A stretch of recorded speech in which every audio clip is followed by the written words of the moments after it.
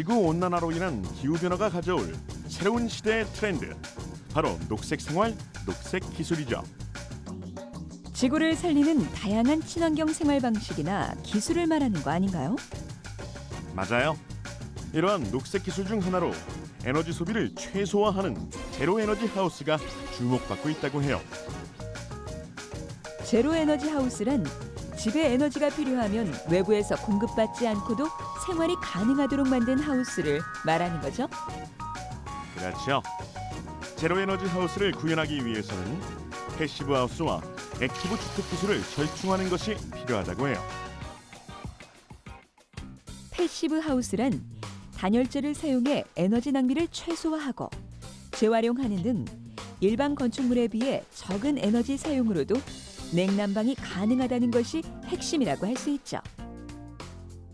그렇기 때문에 건물 지붕과 벽, 바닥 등을 일반 단열재보다 최대 3배까지 두꺼운 단열재로 시공하고 유리창은 가스가 들어간 삼중겹 유리로 만들어 내부와 외부의 열을 최대한 차단하죠. 패시브 하우스는 여름에는 외부의 열기가 차단되므로 바깥보다 서늘한 실내를 만들 수 있고 겨울에는 가스나 석유를 사용한 난방이 아니라 태양열, 전자제품의 방출열, 사람의 체온을 통한 난방으로 실내가 자연스레 따뜻해질 수 있도록 하는 거죠. 이러한 패시브 하우스에 비해 액티브 하우스는 좀 더 적극적이라고 할 수 있죠. 태양광이나 지열, 태양열 등 자연에너지나 구체적인 설비를 사용해 에너지를 적극 활용하는 것이죠. 반사경이나 태양전지를 지붕 등에 설치하거나 태양열을 온수로 바꿔서 축열조에 저장해 난방이나 급탕에 사용한다는 거죠. 그렇죠. 이러한 두 가지 기술을 이용한 제로에너지 하우스가 있다고 해서 찾아가 봤는데요. 어때요? 모양부터가 좀 독특하죠? 앞쪽에서 봤을 때 땅과 연결된 이글루의 모양인데요. 땅과 연장된 건축 구조물로서 최소한의 단열을 하기 위한 구조라고 해요. 태양광 패널로 전기를 생산하다 보니 햇볕을 바라보는 천장 지붕의 면적이 굉장히 넓게 만들어져 있네요. 가장 대중적으로 쓰이는 태양광, 태양열을 비롯해 지열 에너지를 사용해서 냉난방을 해결하고 있지요. 패시브 하우스에 주로 적용되는 외단열 기술들이 적용이 되어 있어서 냉난방 부하를 잡아주는 역할을 하고 있죠. 또 3중 창호와 2중 창호들이 적용되어 있어 창문으로 새어나가는 열도 최대한 차단을 하고 있기도 하잖아요. 맞아요. 이것만으로도 이미 일반 주택보다 30% 이상의 에너지 절감을 가져올 수 있다고 해요. 단열만 잘 되어 있는 것이 아니라 지열 에너지를 활용해 쿨튜브와 쿨링 라디에이터라는 신기술들이 적용되어 있기도 하잖아요. 쿨튜브 시스템은 흰개미집의 원리에서 가져온 기술이죠. 남아프리카에 보면 굉장히 큰 개미집이 있는데 바깥의 온도가 40도일 때도 개미집 안에 있는 여왕 개미집 온도는 26도에서 28도 정도로 시원한 것에 착안해서 보완해냈다고 해요. 개미들처럼 바깥과 실내 사이에 터널을 만들어 바깥의 더운 공기가 땅속 터널을 통해 시원해져서 실내에 들어오게 하는 게 바로 쿨튜브 기술의 원리인 거죠. 또 하나의 기술인 쿨링 라디에이터는 딱정벌레가 새벽에 땅속에 있다가 바깥에 나오면 등껍데기에 물이 생기는 모습을 보고 착안한 원리인데요. 큰 라디에이터에 지열 냉난방을 이용한 찬물을 흘려서 표면에 결도를 유도시키는 거죠. 그래서 실내에 있는 습기를 흡수해서 바깥에 버리는 과정을 통해 냉방과 제습을 동시에 하게 되는 거죠. 이런 시스템을 통해 에너지를 얼마나 아낄 수 있는 걸까요? 아파트에서 사용되는 에너지와 비교했을 때 패시브 하우스급으로 설계를 할 경우에 약 70% 정도까지 에너지 절감이 가능합니다.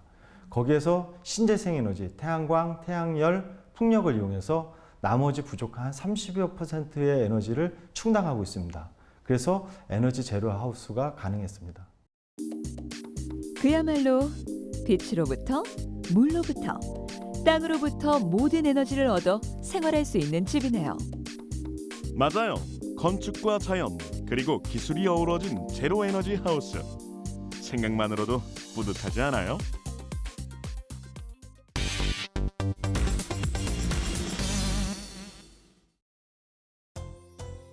부천에 위치한 이 공원은 도심에서는 쉽게 찾아볼 수 없는 특별한 공간이라고 해요. 이곳은 단순히 주민들이 휴식을 취하는 공원이 아닌 도시농업 공간으로서의 역할을 하고 있기 때문이죠. 도시농업이라고 하면 도시의 다양한 공간을 활용해 농사를 짓는 걸 말하잖아요. 맞아요. 건물 옥상, 학교 부지, 아파트 베란다 같은 도시의 자투리 공간에 텃밭이나 농장 경작, 화분 가꾸기, 수경 재배 등 소규모 농업 형태로 농작물을 재배하는 일인데요. 이런 형태의 농업이 점차 늘어나고 있다고 해요.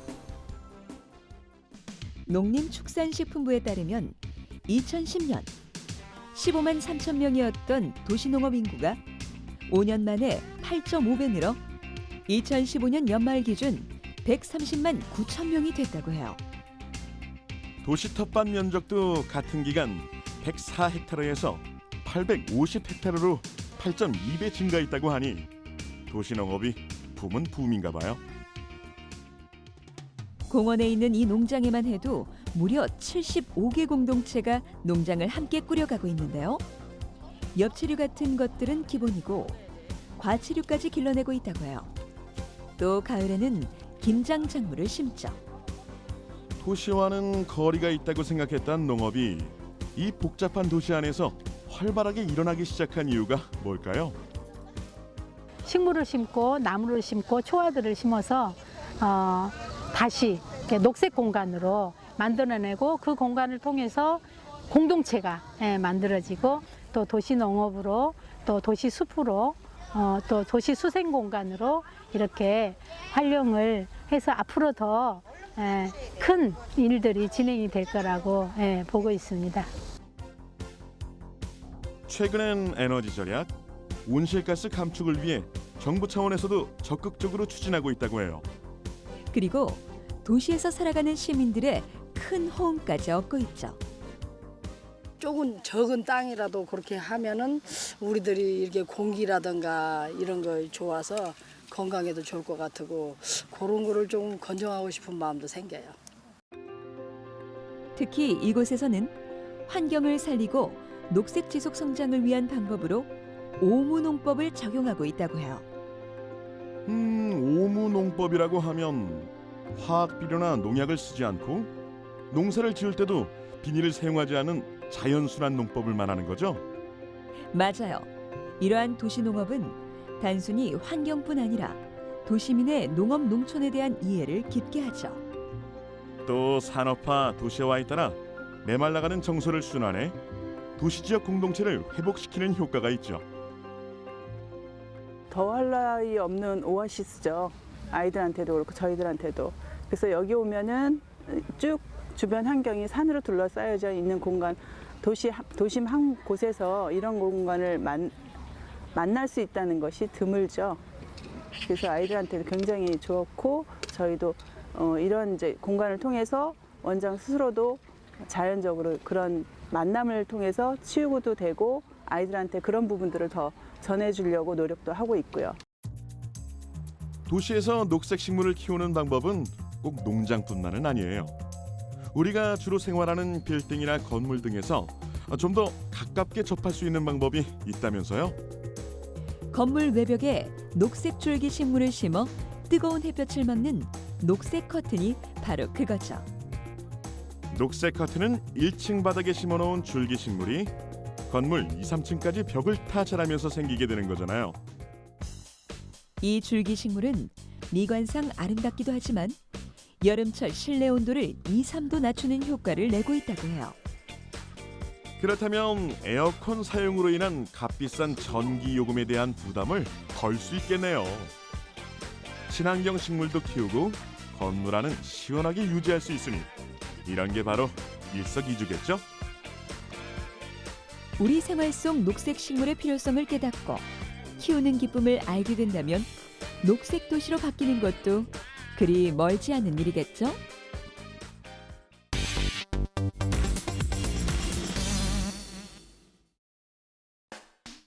일상 속에서 우리가 아무 생각 없이 버리는 쓰레기의 양은 정말 엄청나죠.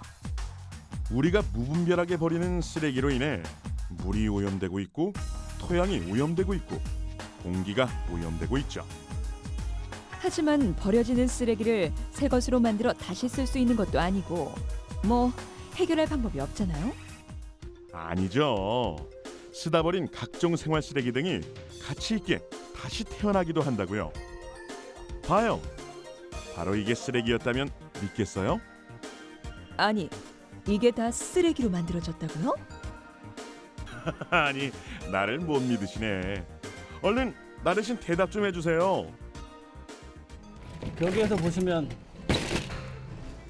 이게 폐가전제품에서 나온 것들이에요. 이걸 가지고 작품의 소재로 쓰는 거죠. 부엉이가 똑같은 부엉이가 아니고 다양한 형태의 부엉이에요. 버려진 카스테이프에 돌아가는 헤드라는 부분인데 이 부분의 형태들이 다 틀려요. 그러니까 이거는 이제 독창적인 재료라고 할 수가 있죠. 이뿐만이 아니라고요. 버려진 병들을 하루 정도 유리가마에서 소성을 해 납작하게 만들고 구멍을 뚫으면 시계로도 사용이 가능하다고요. 우리가 버린 쓰레기가 몰라보게 변신한 모습을 보고 작품을 감상하는 이들도 놀라워할 때가 많다고 해요. 이거를 보시고 처음에는 뭐 병률이다 아니다 이런 거를 모르시지만 이제 나중에 아 이게 병률이라는 걸 알게 되면 그때 사람들이 조금 더 가치를 알아봐주고 조금 더 이게 쓸모가 있고 쓰임새가 더 어떤 약간 요새 착한 소비 그런 것들이 이제 조금 더 곽강을 받고 있으니까 그런 거에 대해서 좀 많이 좋게 봐주시는 것 같고. 하지만 버려지는 폐재재를 이용하다 보니 재료비가 덜 드는 대신 작가의 수고는 배가 된다고요. 재료를 수거하고 손질하고 그걸 다시 재료화하기 때문이죠. 그런 수고를 감수할 만큼 오래된 것이 갖고 있는 특별한 가치가 있다는 거겠죠? 폐목재를 수집해서 작품을 만드는 작가들 또한 무조건 새 것이 좋다고 생각하는 것은 고정관념이라고 이야기하죠. 새 거가 왜 좋다라고 생각을 하지? 왜 더 돈을 줘야 되지? 이제 사는 즉시 차도 그렇고 모든 게 전기 제품이 사는 즉시 바로 그때 되팔아도 중고가 돼요. 이 돈의 가치라는 게 이게 말이 안 되는 거거든요. 그래서 저는 새 거는 왜 좋은 걸까 해서 좀 탈피하고자 이 작업을 시작하게 된 거예요. 오래된 것이 더 좋다. 예. 오래된 목재가 갖는 고유의 빛깔과 세월의 흔적은 새 목재에서는 얻을 수 없는 폐목재만의 특성이기도 하고요. 쓰레기라고 무시할 게 아니었네요. 그런데 이러한 생활 쓰레기는 해결이 됐는데 산업 쓰레기는 어떻게 해결할 방법이 없을까요? 왜 없겠어요. 이미 다양한 분야에서 활발하게 폐자재를 활용하거나 활용 방법을 개발하고 있다고요. 정말요? 우리가 매일 다니는 도로를 만드는 과정에서도 엄청난 양의 쓰레기가 생겨나잖아요. 아스팔트 포장 공사 현장에 가보면 오래된 도로 표면을 깎아내고 새 아스팔트를 깔잖아요. 이 과정에서 폐아스콘이 엄청나게 발생한다고 해요. 그런데 이 폐아스콘을 다른 곳에 활용할 수 있는 방법이 있죠. 폐아스콘에 들어있는 아스팔트를 뽑아 재사용하고 남는 폐아스콘은 골재를 섞어 도로 하부 자재로 재활용하는 거죠. 이렇게 재활용을 하는 덕분에 예산 절감과 자재 재활용 효과가 연간 9억 원이 넘는다고 하니 이거 정말 대단하네요. 아직 놀라긴 일러요. 철강 제품을 만든 뒤 남는 찌꺼기를 슬래그라고 하는데요. 분진과 침출수 등의 오염 문제를 일으키는 주범이죠. 우리나라에서 슬래그가 연간 72만 톤이나 발생하고 있는데 어떻게 처리할 수 있는 방법이 없어서 그저 땅에 묻는 게 최선이었다고 해요. 그런데 최근 이 슬래그를 활용할 수 있는 방법을 개발했다는 거죠. 분말 형태의 폐기물을 이용해서 일반 시멘트보다 빨리 굳는 속경 시멘트로 만드는 거죠. 빠르게 냉각하면 활성도를 일정한 수준으로 유지할 수 있는데 이후 분말화시킨 다음 첨가제를 넣어 적절한 성능을 발현하도록 하는 거라고 해요. 일반 시멘트가 양생에 20일 정도 걸리지만 속경 시멘트는 짧으면 3시간, 길면 7일밖에 걸리지 않다 보니 긴급 보수나 터널, 철골 교각 등 토목 건축에서 아주 유용하게 쓰인대요. 대량 발생 폐기물인 철강 슬래그가 일으키는 여러 가지 환경 문제를 개선할 수도 있고, 폐기물을 이용한 제품을 개발해 돈까지 벌 수 있다니 이보다 더 좋을 수가 없겠네요. 그렇죠. 작은 아이디어 하나로 생산 비용도 줄이고 환경도 보호하는 일거양득의 효과를 내고 있는 셈이죠.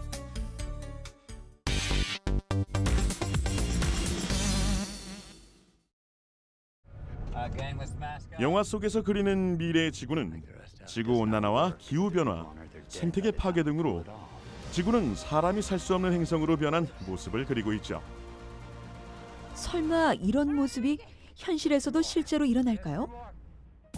지구온난화가 지속된다면 아주 먼 미래의 얘기가 아닐 수도 있지 않을까요? 실제로 이대로 지구를 방치하면 지구 동식물 중 6종 중 1종은 멸종할 수 있다는 연구 결과가 나오기도 하고, 지구 곳곳에서 가뭄이나 홍수 등의 이상기후로 인한 피해를 입기도 하잖아요. 석유나 석탄이 주요한 에너지원으로 많은 발전을 이룰 수 있도록 하고 인류에게 안락한 삶을 제공해 주었지만, 동시에 환경오염이라는 인류에게 엄청난 재앙으로 다가올 수도 있는 위험의 불씨도 함께 키운 셈이죠. 그 원인을 알았다면 해결하기 위한 노력이 필요하지 않을까요? 그러한 노력들은 계속되어 오고 있죠. 최근엔 온난화의 주범인 이산화탄소를 해결하기 위한 기술이 새롭게 개발되었죠. 아니, 화력발전소만 봐도 하루 동안에 이산화탄소의 양이 10,000톤 생산된다고 하잖아요. 이걸 해결할 수 있다고요? 그럼요. 이산화탄소를 포집할 수 있는 기술인데요. 정수기와 비슷한 원리로 이산화탄소를 포집하죠. 두께 1cm의 분리막을 이용해 배출되는 가스에서 이산화탄소만 통과시켜 따로 모으는 방식이죠. 이산화탄소 포집 기술이라면 기존에도 있지 않았나요? 기존의 기술은 용액에서 이산화탄소를 녹이는 습식법으로 이산화탄소 1톤을 포집하는데 7만 원이 넘어 상용화가 어려웠다고 해요. 그도 그럴 것이 탄소 배출권 거래제가 시행되면서 기준치 이상의 탄소를 배출하는 기업은 1톤에 3만 원의 과징금을 부담해야 하는데, 탄소 포집 비용이 과징금보다 비싸 기술을 도입하지 않아 있으나 마나있던 기술이었던 거죠. 하지만 새로운 이산화탄소 포집 비용은 1톤에 3만 원 안팎으로 기존 기술보다 비용을 절반 이하로 줄였으니 좀 더 상용화가 쉬울 거라는 거죠. 그렇죠. 제 아무리 좋은 기술이라도 누구나 쓸 수 있어야죠. 수질 오염을 막기 위한 기술도 있을까요? 우리가 매일 사용하고 흘려버리는 물이 하천 오염의 원인이 되고 있잖아요. 그것도 걱정할 것 없어요. 생활하수를 특수 정수 과정을 거쳐 정화한 뒤 다시 공업용수로 재활용하는 시설이 있거든요. 좀 더 정확하게 말하면 생활하수를 일반 하수처리 시설에서 정화한 뒤 바로 그 물을 고도의 정수 과정을 한 번 더 거쳐 공업용수로 만드는 거죠. 이 시설이 없었을 땐 여느 지역처럼 하수처리 시설을 거친 생활하수를 그대로 강으로 흘려보냈다죠. 하수처리 과정을 거쳤지만 오염도가 상당한 물을 방류하게 되는 거죠. 하지만 이곳에선 엄격한 절차로 생활하수를 처리하는데요. 전처리 분리막이라는 1차 필터 작업을 거쳐 각종 부유물을 제거하고 이 물을 다시 역삼투 설비를 거치게 해 물속에 녹아있는 이온 등을 제거해 공업용수로 탄생시킨다고 해요. 한 번 쓰고 강으로 흘려버린 물을 다시 깨끗하게 정화해 하루 10만 톤의 공업용수로 재사용할 수 있게 됐다고 하니 물도 아끼고 환경도 지킬 수 있는 셈이네요. 하지만 음식물 쓰레기만큼은 해결할 방법이 막막하지 않을까요? 그 양이 어마어마하다고요. 우리나라에서도 연간 400만 톤의 음식물 쓰레기가 버려지고 있다고요. 이를 처리하는 데 드는 비용도 한 해 20조 원에 달할 정도라니 이걸 정말 해결할 수 있을까요? 그럼요. 이러한 골칫덩이인 음식물 쓰레기 처리에 획기적인 기술이 개발됐다고 해요. 단세포인 해양 생물을 이용하는 건데 이 생물이 음식물 쓰레기를 먹어치우며 빠르게 세포 분열을 한다고 해요. 이 해양 생물이 얼마나 빨리 먹어치우는지 처리 기간은 불과 일주일밖에 걸리지 않는다고 하죠. 일반적으로 미생물을 이용해 음식물 쓰레기를 처리할 경우 한 달 이상 걸리는데 거기에 비하면 엄청나게 빠른 거네요. 그렇죠.